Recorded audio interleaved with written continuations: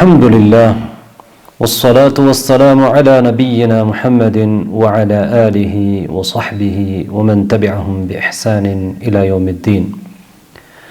அன்பார்ந்த சகோதரர்களே சகோதரிகளே, உம்ரா என்பது மிகச்சிறந்த வணக்கங்களிலே ஒன்று. இந்த வணக்கத்தை நாம் நபிகள் நாயகம் ஸல்லல்லாஹு அலைஹி வஸல்லம் அவர்களின் வழிமுறையில் நிறைவேற்ற கடமைப்பட்டிருக்கின்றோம். அதிகமானவர்கள் நிறைய பொருளாதாரத்தை செலவு செய்து இந்த கடமையை நிறைவேற்றுவதற்காக செல்கிறார்கள். ஆனால் அவர்களில் எத்தனை பேர் சுன்னாவின் அடிப்படையிலே, நபி வழியின் அடிப்படையிலே அதனை நிறைவேற்றுகிறார்கள் என்பது ஒரு கேள்வியாக இருக்கிறது. இன்று நாம் எவ்வாறு நாம் உம்ரா செய்ய வேண்டும் என்பதை பற்றி சுருக்கமாக பார்ப்போம். உம்ரா என்பது 4 அமல்களை கொண்டிருக்கிறது. ஒன்று இஹ்ராம், இரண்டாவது தவாஃப், மூன்றாவது சஇ, நான்காவது முடியை மலிப்பது அல்லது குறைப்பது.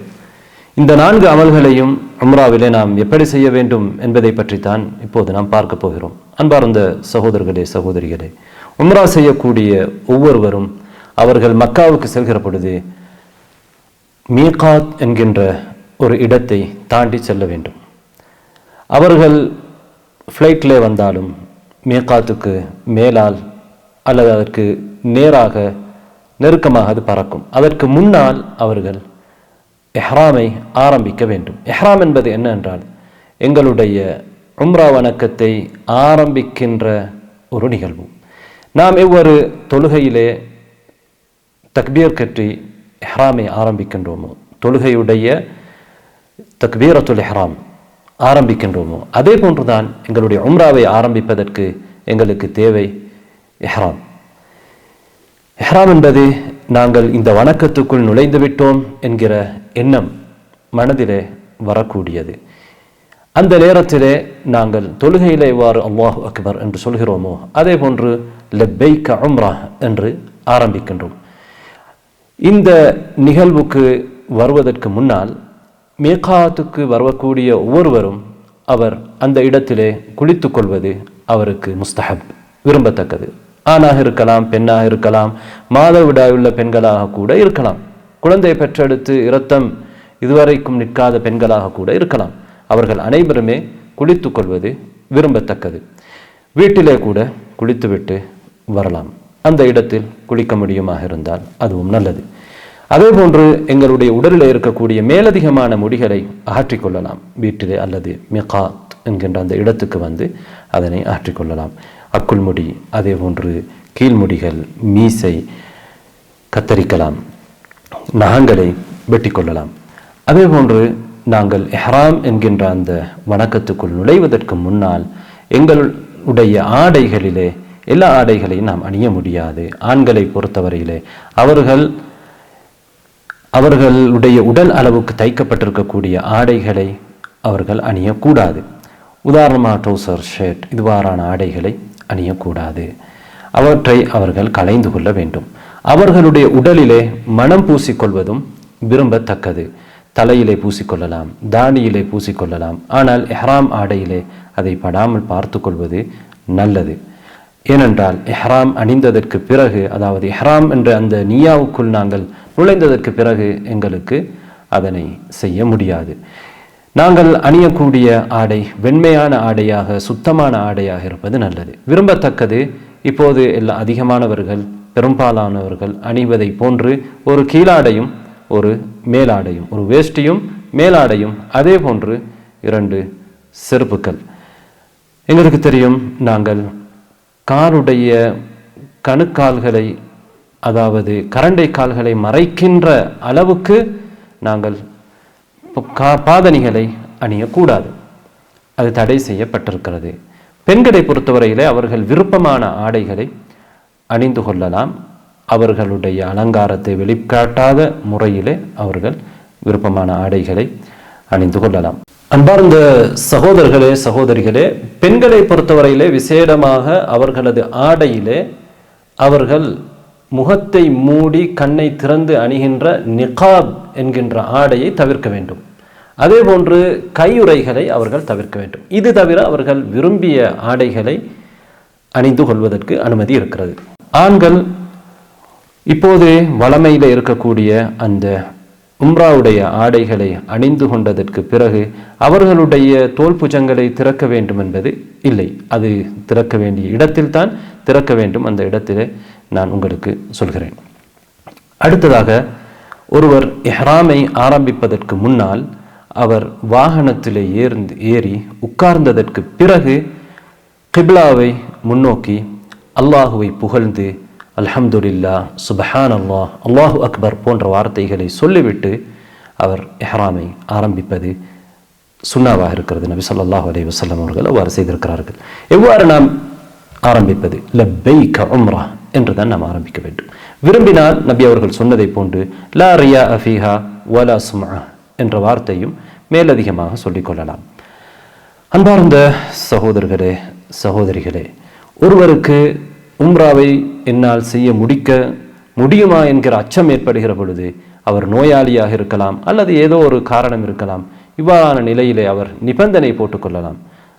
அதற்கு இன் ஹபஸனி ஹாபிசுன் ஃபமஹில்லி ஹைது ஹபஸ்தனி என்று சொல்லலாம்.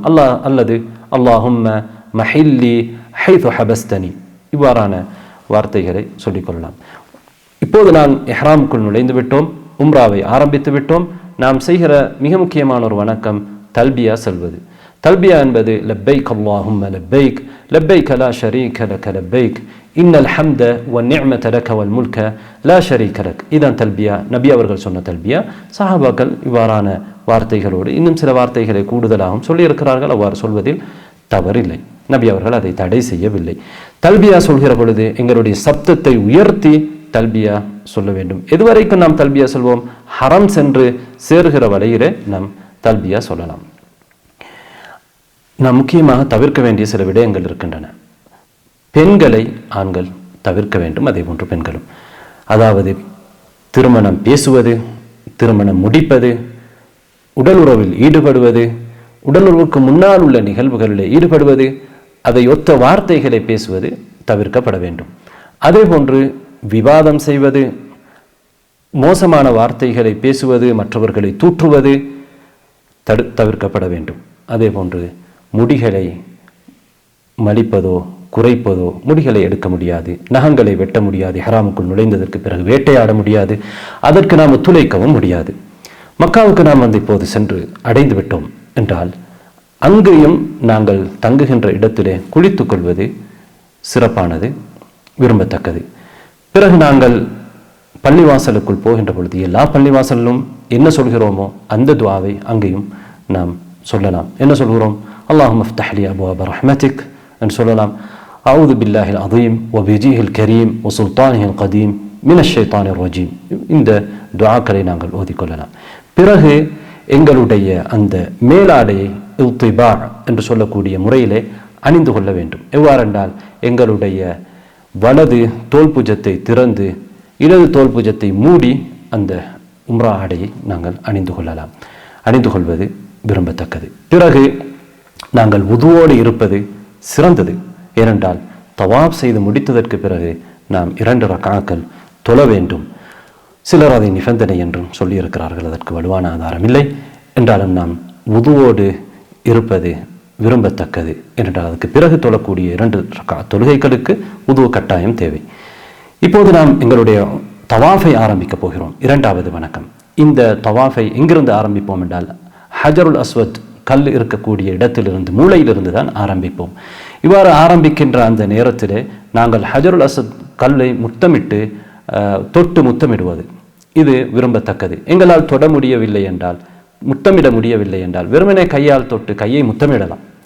அல்லது எங்களிடத்திலே ஒரு தடி இருந்தால், அது மற்றவர்களுக்கு பாதிப்பு இல்லாமல் இருந்தால் அதனால் தொட்டு நாம் முத்தமிடலாம்.